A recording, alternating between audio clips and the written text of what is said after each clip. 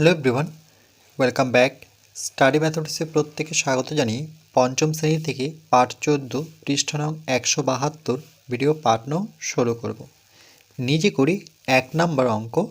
একটি বিন্দু দিয়ে কতগুলি সরলরেখা আঁকা যায়। একটি বিন্দু দিয়ে কতগুলি সরলরেখা আঁকা যায়। ধরে নাও এখানে একটি যদি বিন্দু দিই, এটি একটি বিন্দু, এই বিন্দু দিয়ে আমরা কতগুলো সরলরেখা আঁকতে পারি।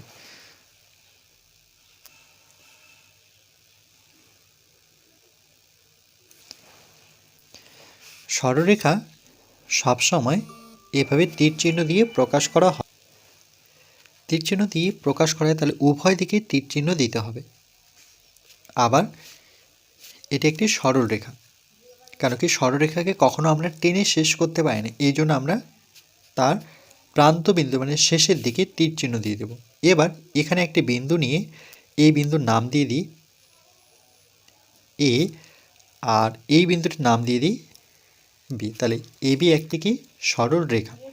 এবার আমরা স্কেলটি যেহেতু এই বিন্দুকে কেন্দ্র করে যাচ্ছি, তাহলে এই বিন্দুতে বসে আমরা স্কেলটি যদি এইভাবে বসাই,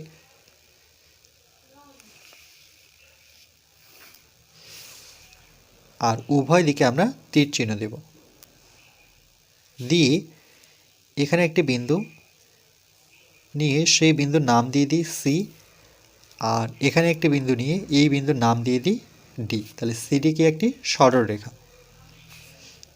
এরপর আমরা স্কেলটি আবার এই বিন্দুকে কেন্দ্র করে বসে এভাবে টানব, আবার উভয় দিকে আমরা এভাবে তীর চিহ্ন দিয়ে প্রকাশ করব।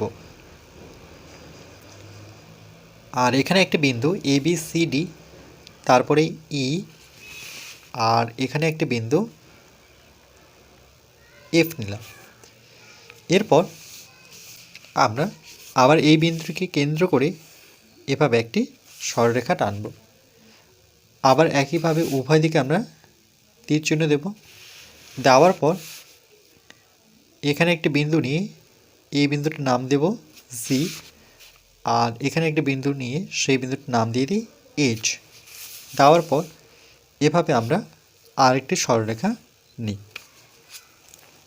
নিয়ে উভয় দিকে আমরা তীর চিহ্ন দেব।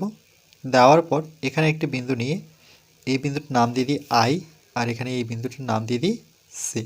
তাহলে এভাবে দেখো, বারবার যদি আমরা স্কেলটি এভাবে বসাই, তাহলে এখানে একটা দাগ পাবো, এভাবে বসাই এভাবে একটা দাগ পাবো, এভাবে বসাই এভাবে একটা দাগ পাবো।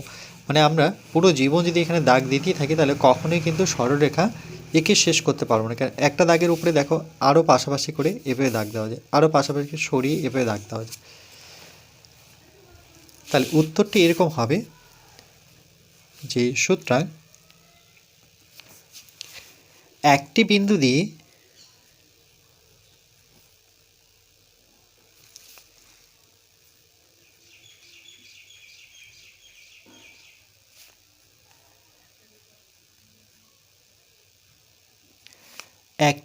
দিয়ে অসংখ্য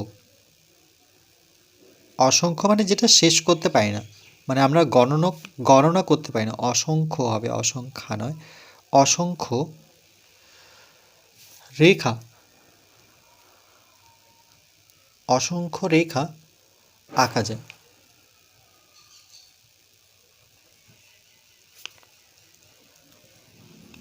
তাহলে একটি বিন্দু দিয়ে অসংখ্য রেখা বা সরল রেখা যেটাকে বলে থাকি, সরল রেখা লিখলেও হবে, নতুবা রেখা লিখলেও হবে।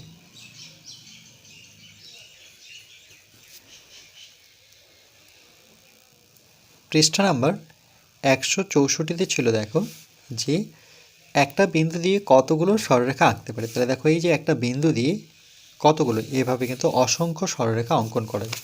তাহলে এখানে এই বিন্দুটির নাম দিতে পারি ও, নাম দিতে পারি আমরা। তাহলে পাশে লিখেছে ও বিন্দু দিয়ে A B C D E F, এই যে দেখো সরলরেখাকে এভাবে প্রকাশ করা হয়, দুদিকে বা উভয় দিকে তীর চিহ্ন দিয়ে প্রকাশ করা হয়, সেটাকে বলবো অসংখ্য। তাহলে ও বিন্দু দিয়ে অসংখ্য সরলরেখা আঁকতে পারি, তাই একটি বিন্দু দিয়ে অসংখ্য সরলরেখা আঁকা যায়। আর একটি নির্দিষ্ট বিন্দু দিয়ে যে সকল সরলরেখা আঁকা যায় তারা হচ্ছে সমবিন্দু। এই যে বিন্দুটি দিয়ে কতগুলো সরলরেখা যাচ্ছে এটাকে আমরা সমবিন্দু বলবো।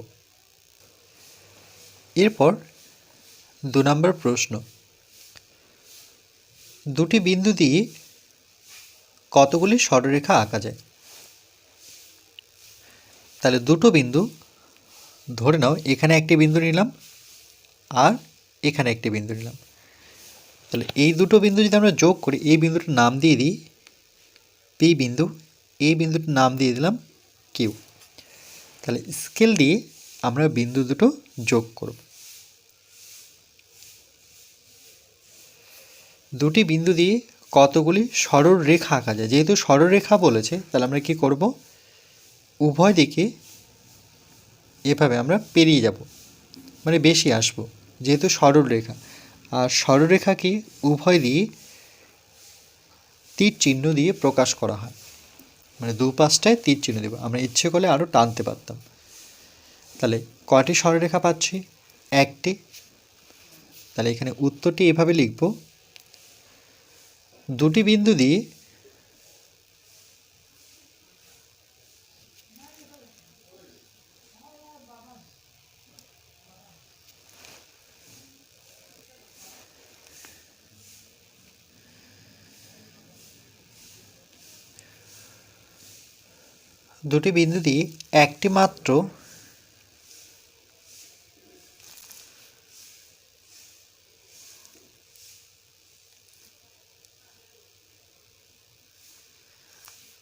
একটি মাত্র সরলরেখা আঁকা যায়।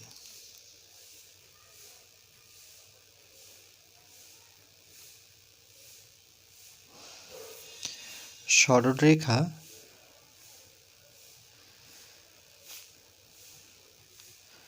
আঁকা যায়।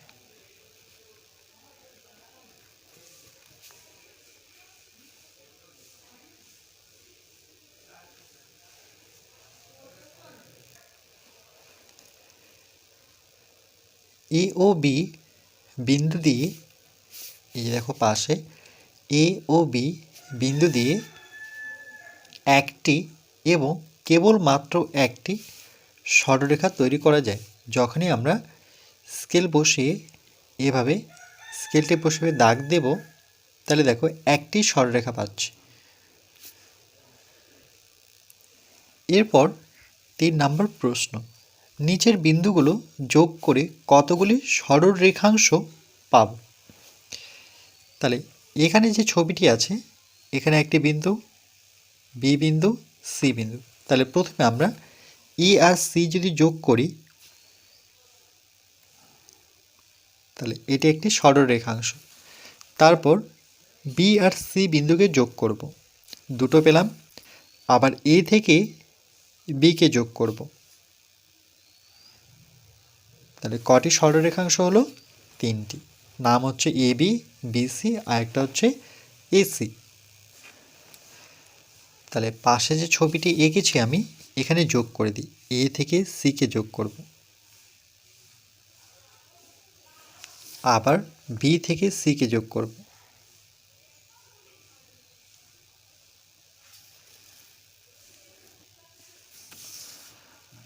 এ থেকে বিকে যোগ করব,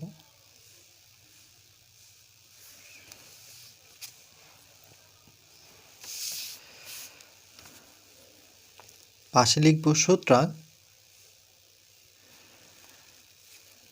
দেখা যাচ্ছে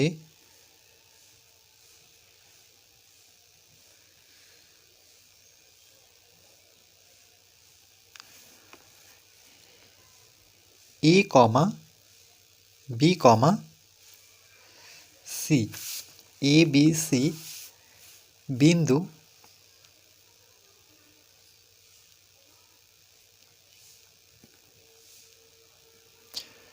যোগ করে, এ বি সি বিন্দু যোগ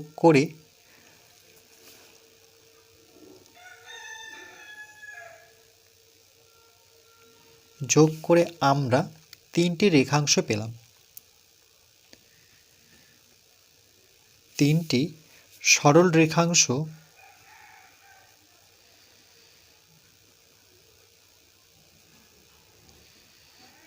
তিনটি সরল রেখাংশ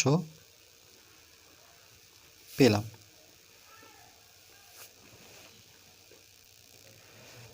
তাহলে সরল রেখাংশ তিনটির নাম দেব, যথা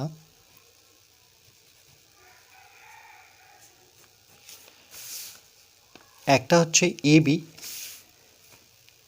এবি শুধু এবি দিতে পারি, নতুবা উপরে দাগ দিয়ে আমরা সরলরেখাংশকে উপরে দাগ দিলে সেটি সরলরেখাংশ বোঝায়, এবি। তারপরে বিসি, শুধু বিসি লিখতে পারো, নতুবা উপরে দাগ দিতে পারো। ও আরেকটা হচ্ছে এসি, এসি।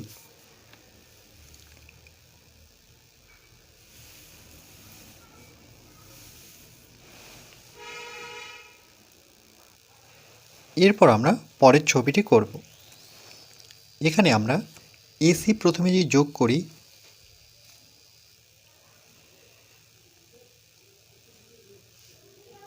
তাহলে এটি একটি রেখাংশ পেলাম। আবার সি থেকে ডিকে যোগ করব, বি আর ডি বিন্দু যোগ করব, এ থেকে বিকে যোগ করব। তাহলে কটি পেলাম? 1 2 3 4। আবার এ থেকে ডিকে যোগ করব 5, আর সি থেকে বিকে যোগ করব। তাহলে কটি হলো? 6টি। 1 2 3 4 5 6। তাহলে প্রথমে আমরা এসি যোগ করে নিই। 1, সি থেকে ডিকে যোগ করব 2, বি থেকে ডিকে যোগ করব 3, এ থেকে বিকে যোগ করব 4, এ থেকে ডিকে যোগ করব 5, আর বি থেকে সিকে যোগ করব 6। তাহলে উত্তরটি আমরা এভাবে লিখব যে দেখা যাচ্ছে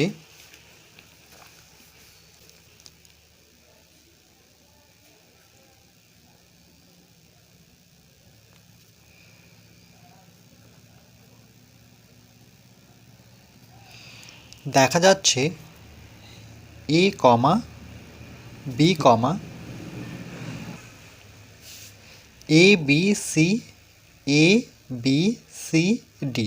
তাহলে এ কমা B comma c comma D.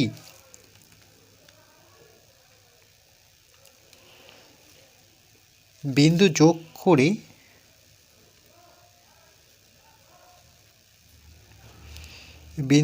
করে আমরা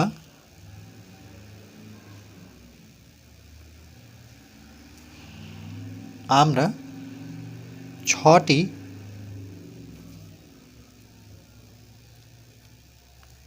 সরল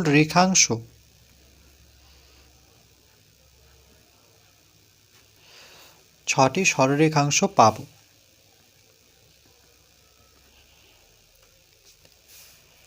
যথা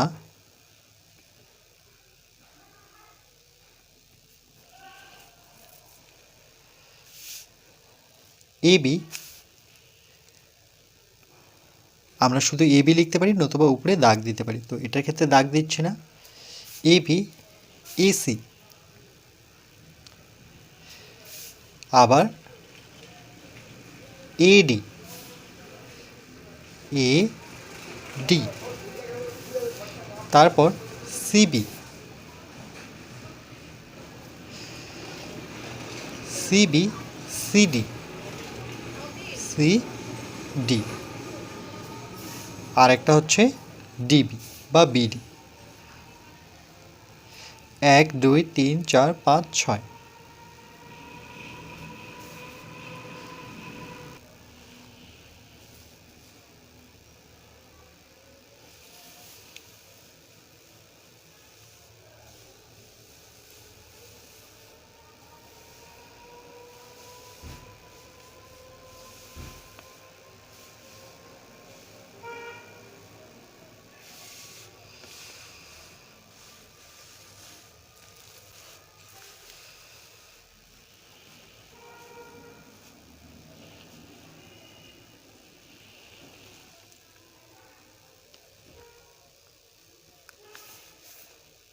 এরপর পরবর্তী পার্ট নাম্বার 17তে আমরা 4 দাগের থেকে করব।